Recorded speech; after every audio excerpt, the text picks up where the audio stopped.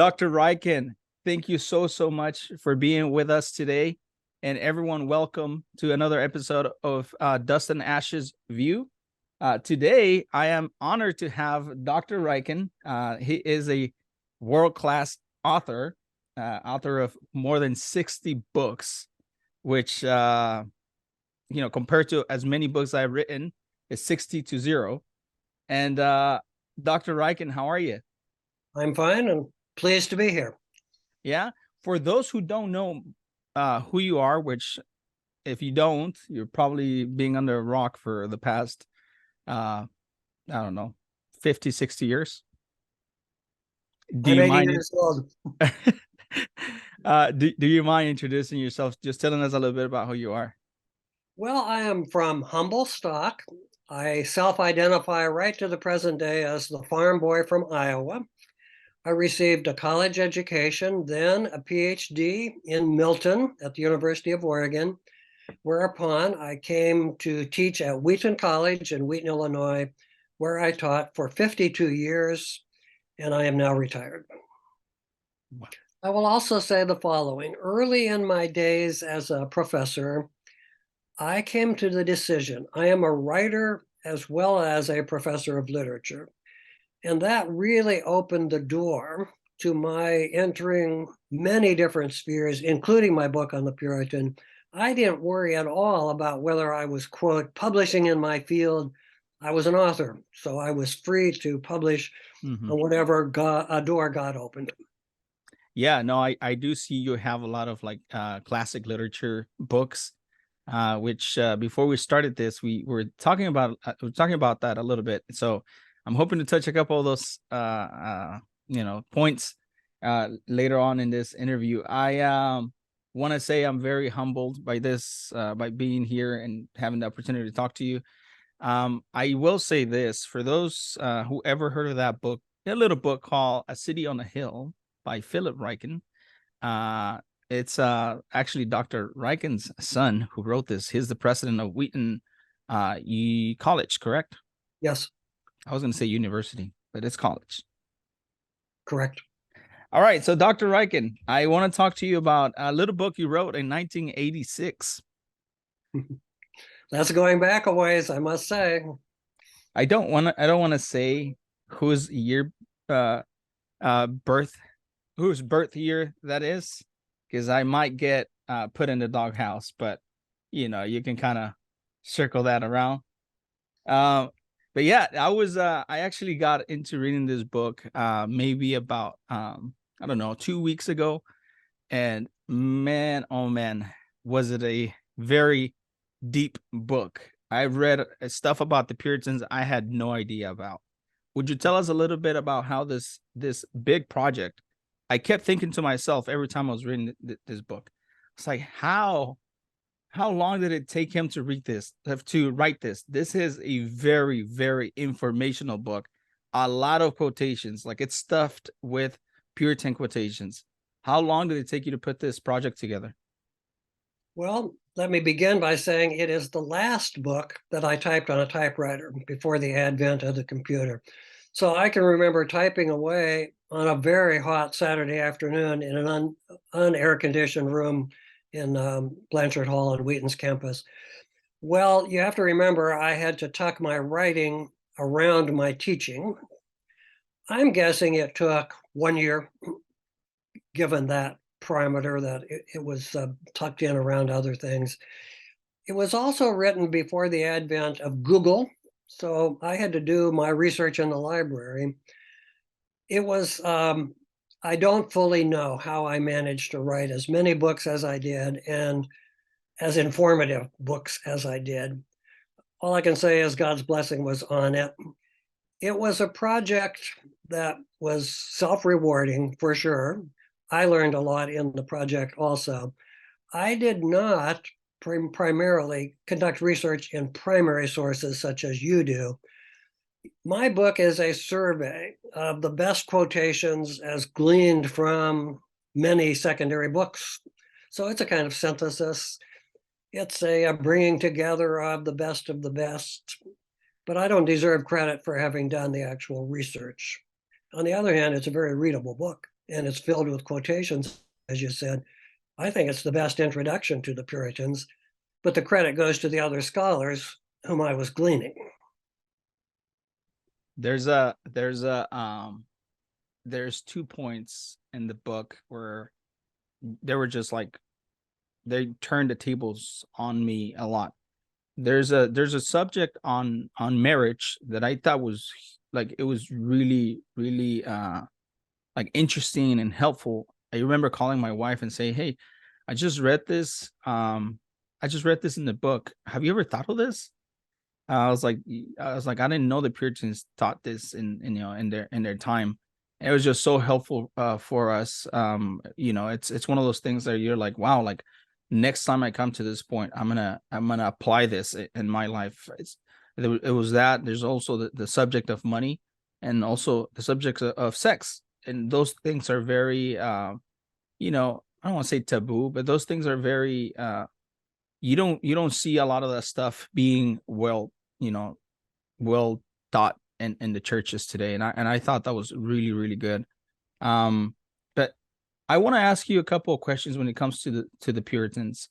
um there's a few times where in the book where it's talked about how people have a bad understanding of who the Puritans were.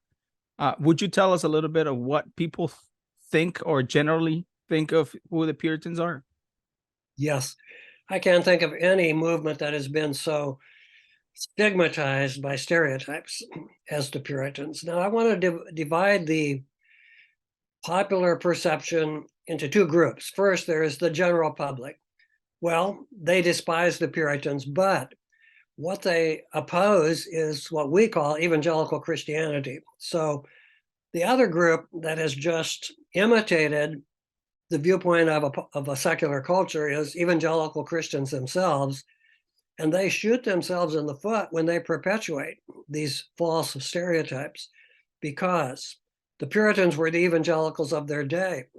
And what the secular establishment despises in the Puritans is what they despise in us. So please, may I appeal to my fellow evangelicals, don't pass on and perpetuate what the secular culture is saying.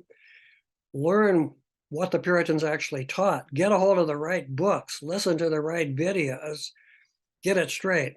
What I am saying is that on both sides, Puritan stereotypes are a result of people who don't really know what the Puritans were. They haven't had contact with the Puritans. They're just passing on what they dislike, such as high moral standards. Well, the secular world doesn't like that.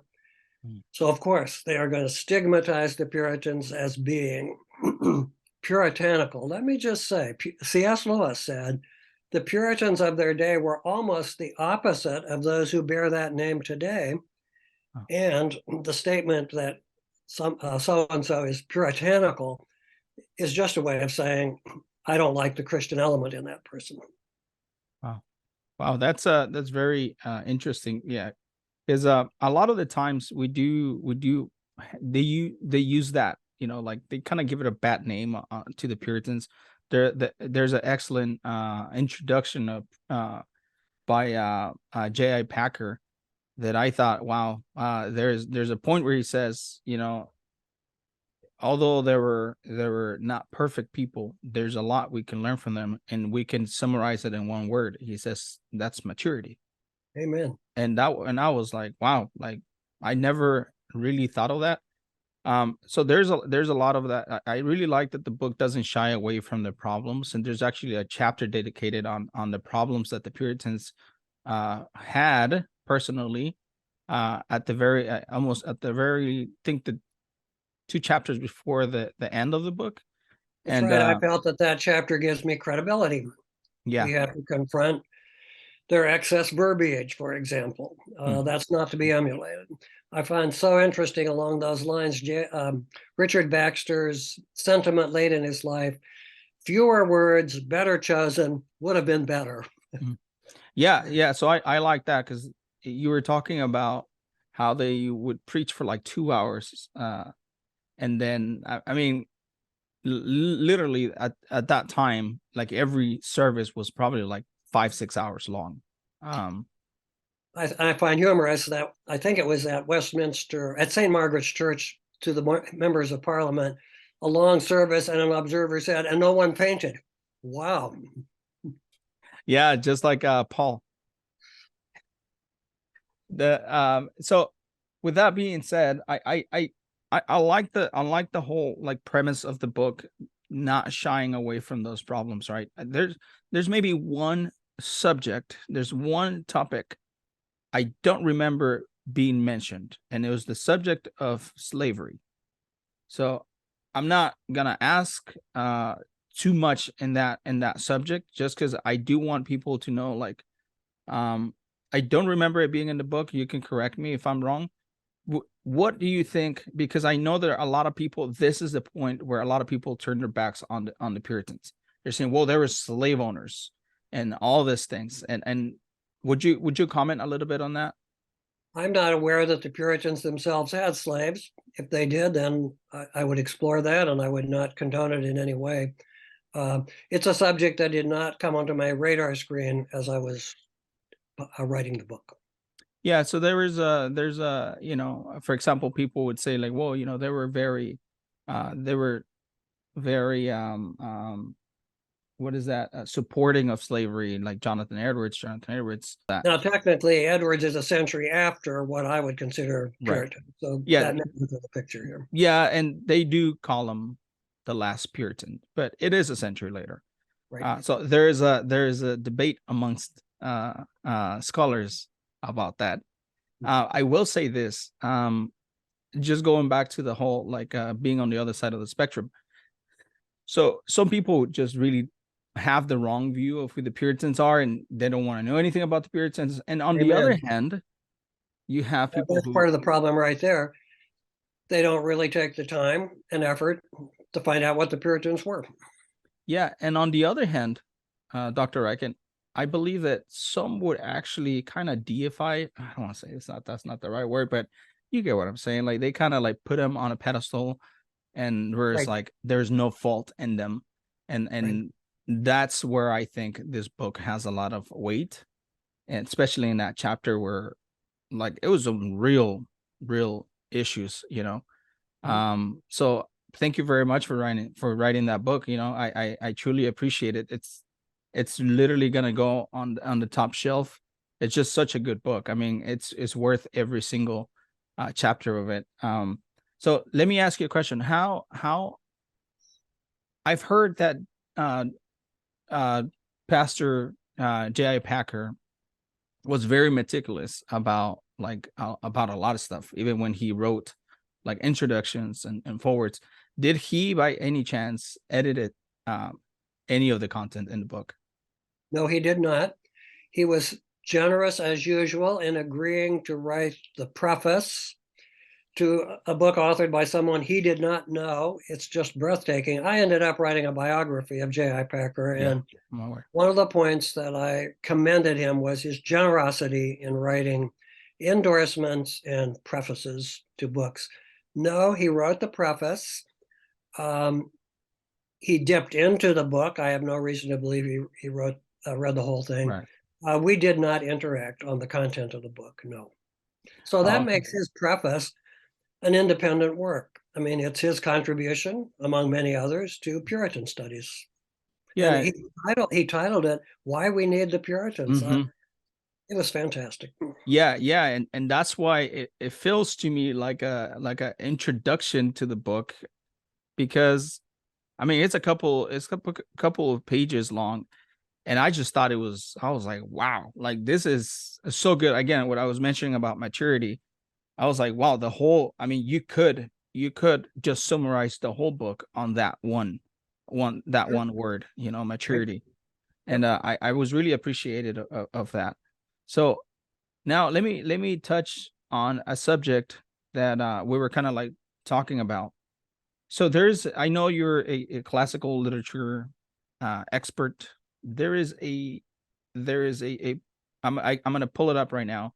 There's a section of the book where you talk about Nathaniel Hawthorne misrepresenting who the Puritans were, and the Yes. book is the Scarlet Letter.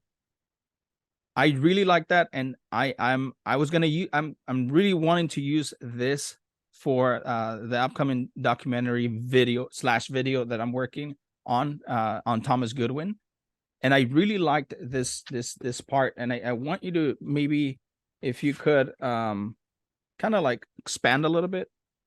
So I'm gonna read what you wrote here. It says something else that we would do well to get straight as quickly as possible is that Nathaniel Hawthorne's story, The Scarlet Letter, is not a historically accurate picture of the Puritans.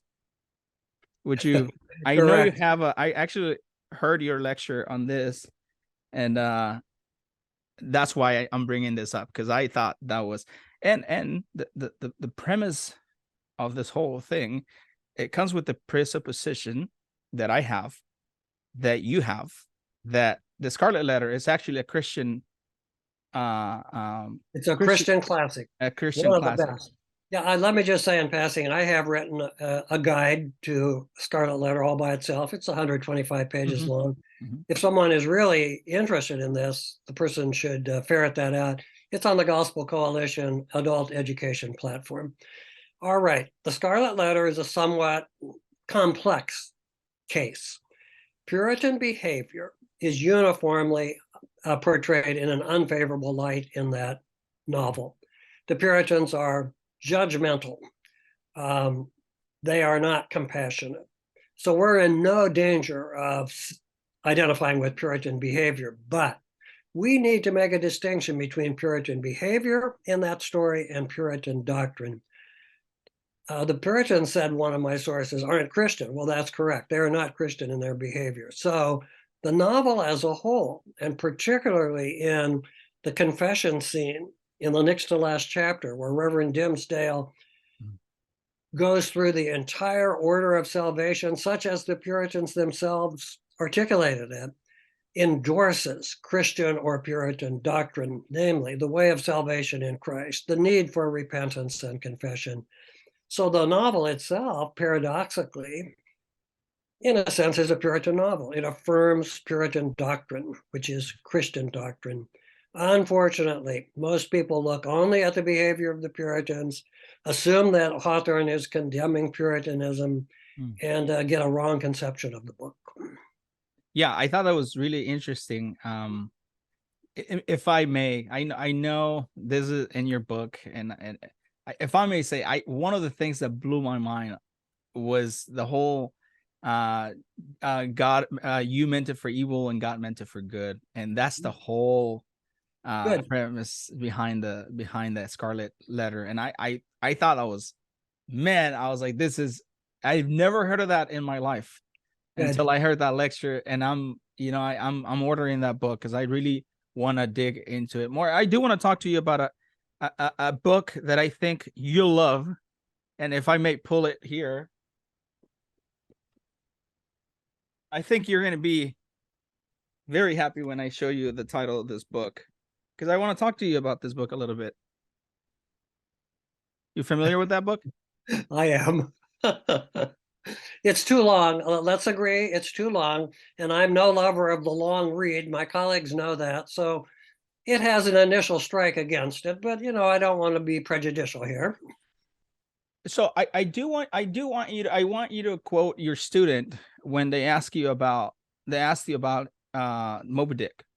All right. When I was conceptualizing the series that became a series of 8 books, Christian Guides to the Classics, I thought, well, I should poll my students to find out what they're actually reading in high school these days. So I had a list, and one of my students gratuitously labeled Moby Dick a book I would not wish on my worst enemy, which is how I feel about the book also. So from time to time, and in good humor, I quote that in class and allow free opportunity for people who, like yourself, think it's one of their favorite books. This is a free country, as I say, and we can choose our books. Yeah, I wanna say that I'm surprised you don't like it, since Ishmael is a Presbyterian. Well, I did not adequately know that. And, when I, as recently as last Sunday, when I was teaching a Sunday school class, I let me share the experience, and you don't have to include it. My theme was for the series unexpected devotionals rising from unexpected places. And I chose for that particular one a really famous opening sentence. True and substantial wisdom consists primarily of two parts: knowledge of God and knowledge of ourselves. That's no less than John Calvin, Institutes of the Christian Religion. As a foil to that, I said, well, the opening sentence of most scholarly books is eminently forgettable. And I quoted two of my own sentences. This is a book about literature. Okay. Nonetheless, I differentiated that from the opening sentences of literary works. They are a bid for immortality. In fact, I have two books on my shelves, famous opening sentences in literary works. And I do want to credit Moby Dick as having a really good opening sentence. It Call does. me Call Ishmael. me Ishmael. That's a good opening sentence. It is. It is a very good. I mean, the whole book is good, Dr. Ryken. Good. It's a little unstructured, don't you think? A little No, of it this, is. a It little is of that. kind of all over the place Yes, at it is all over times. the place. And I think that's kind of like what attracts a lot of people too, because you're trying to figure out what's going on right now. Yeah, that's good. I like that. As I was mentioning before, one of my favorite chapters is called "The Whiteness of the Well," that I Yes. think is just magnific. Yeah, I think it's just great. But this isn't this isn't a video about Moby Dick. I was just trying to pull a joke on you. But yeah, I mean, Ishmael does say right at some point, and I thought this was great, and I'm probably going to use this in a sermon at some point. He says, "It is better to sleep with the cannibal than to sleep with the drunken Christian." Okay. And he says that because, of course, you know, back in the day, in a lot. Well, I don't want to get into the subject of Moby Dick, but back in the day, you know, it was very common for sailors to share a bed, because it was just so, you know, busy towns, smaller towns where they needed to stay anywhere. So Mhm. they didn't have an issue with that, and that's part of the story of Moby Dick that I thought was great. But a lot of people take that out of context. But anyways, going back to worldly saints, the Puritans as they really were. Um, so we talked about all these things. I there's two times where you talk about the experience that the Puritans had with, you know, even their own encounter with God, and how that changed their worldview. Would you say would you say then that if we were to study as deep as the Puritans did, we would have a better, like a higher piety? Uh, what would you say that would impact us by studying not only the Puritans but studying like the Puritans? The thought just occurred to me. One of the Boltons wrote a book entitled "A Comfortable Walking with God." Well, I think that's the goal of study of the Puritans and emulating them. A more comfortable walk with God. That encompasses the whole Christian life, Mhm, mhm. and the Puritans can lead us into a better walk with God. So that would be a summary statement. Yeah, I like that. Re- I like that. Repeatedly, I found that whatever subject, the Puritans called me to a higher standard. They called me to my higher self, as I think Paul does in the epistles. Mm. If you look at his opening statements in the epistles about the riches we have in Christ and what he's thankful for in fellow believers, that has the effect of kind of calling us to our higher self. And the Puritans repeatedly did that for me. Kind of like follow me as I follow Christ. Yes.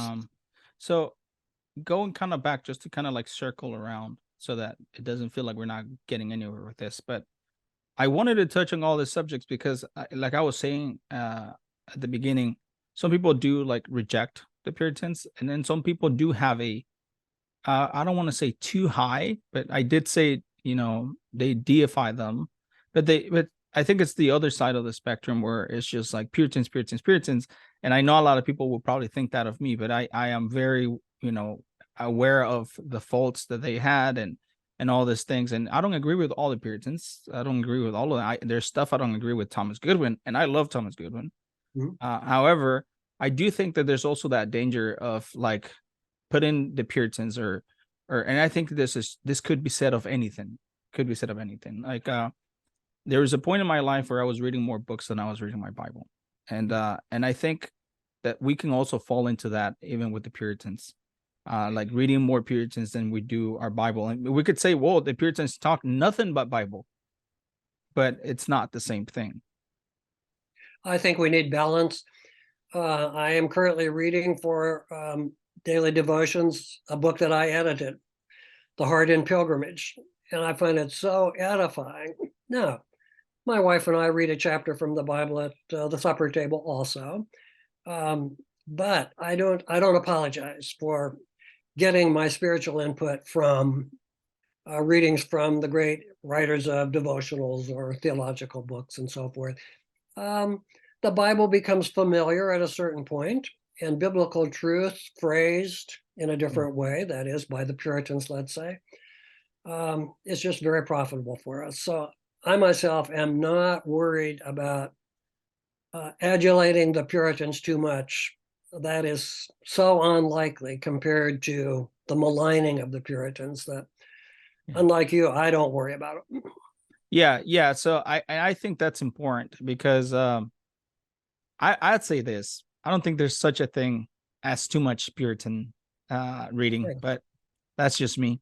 I actually have a shirt. I was debating whether to wear this shirt. I have a shirt that says "Read more dead guys," and Good. I like it. I almost wore it, but I was like, no, I'm like, no, I gotta put on a nice shirt. Dr. Ryken, what would you say was the center? Like, what was that made the Puritans so what's the word I'm looking for? So impactful in their time. Well, I would say their earnestness in the Christian walk, the strength with which they held their convictions, their willingness, if necessary, to be tossed out of a pulpit or even imprisoned for their convictions. And now that you mention it, the way in which they inculcated the faith in their children and in the successive generations. They were serious about what they called the godly family. And so they Yeah. pursued it. Yeah, I like that. Dr. Ryken, I'm very, very honored to that you have joined us today. I want to just touch on a couple more things before I let you go. Right? Before you start saying amen, Pharaoh, let my people go. So I have this here that I have a little note here and kind of going back to this. There's a chapter. So chapter 1 is called "What Were the Original Puritans Like?" And there's a quote by Richard Rogers. It says, "I serve a precise God." I thought that was I thought that was I mean, you can't describe it any better than that. Right. The Puritans were called the Puritans because it was firstly used as a bad term, as a bashing term, just kind of Correct. like how the word Christians came to be. Right. We were, they would call us the people of the way. There go those Christians. Um, would you tell us a little bit about where the whole term of the Puritans came to light? Just a footnote to the precise God. Another name by which the Puritans were known, again, a term of reproach, was precisionists. Well, that bears some thinking, I think. That's worth unpacking. The word Puritan was attributed to the Puritans as a term of being, too precise, being against what God is against, and so forth. So a secular culture doesn't like that. Unfortunately, the connotation of the word Puritan for many people today has to do with sexual morality only. There is a way in which the term Puritan is entirely accurate. Namely, the Puritans wanted to purify the Church of England from surviving remnants of Catholicism. And this had particularly to do with ceremony in the church and the wearing of vestments and well, too much emphasis on liturgy and that kind of thing. They wanted to purify the church. Well, so the term Puritan is entirely accurate and that was not a minor aspect of Puritanism. That was a major aspect to purify the church. A term I find so evocative from the Puritans themselves was the phrase halfly reformed. That is, the Church of England was but halfly reformed, and the Puritans wanted to be totally reformed.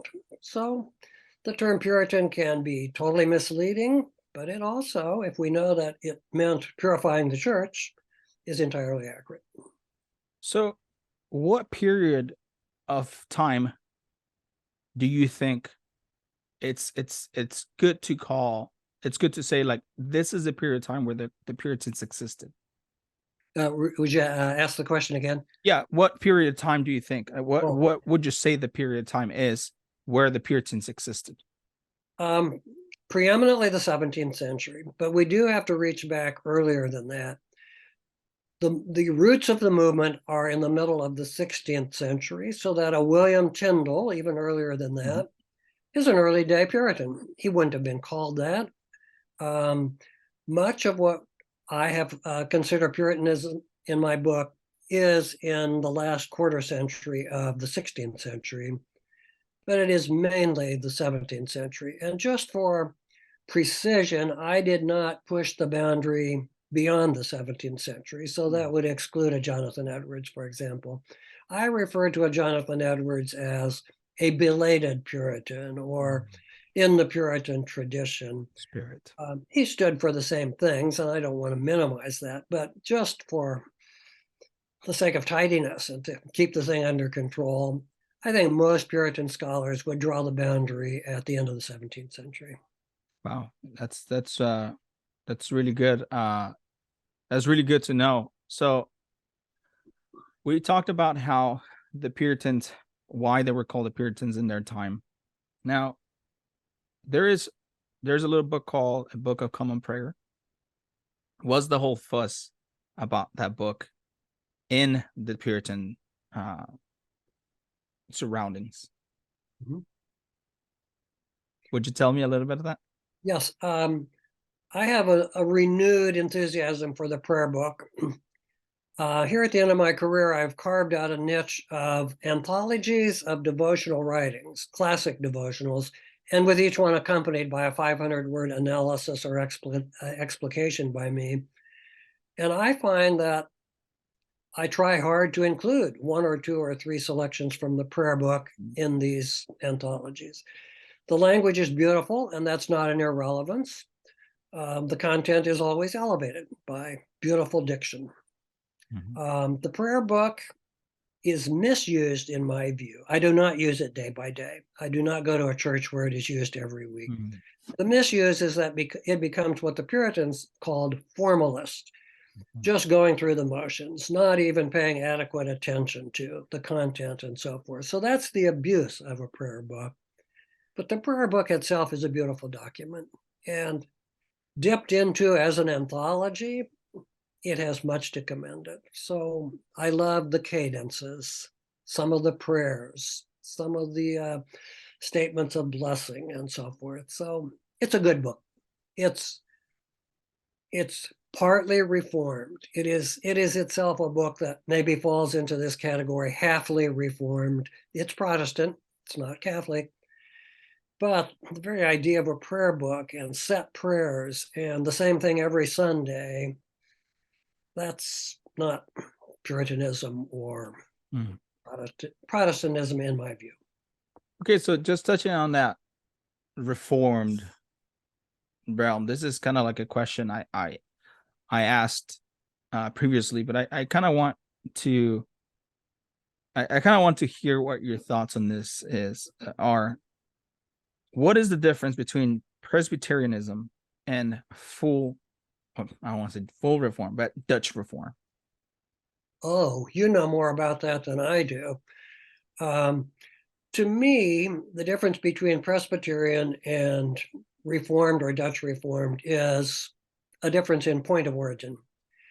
Dutch Reformed finds its roots in the Netherlands. That is the tradition from which I come. Presbyterian is English, very strongly English. So its forms, its confession is English. When I found myself during grad school in an Orthodox Presbyterian church, one reason I embraced that is it seemed less ethnic to me, and it represented the new.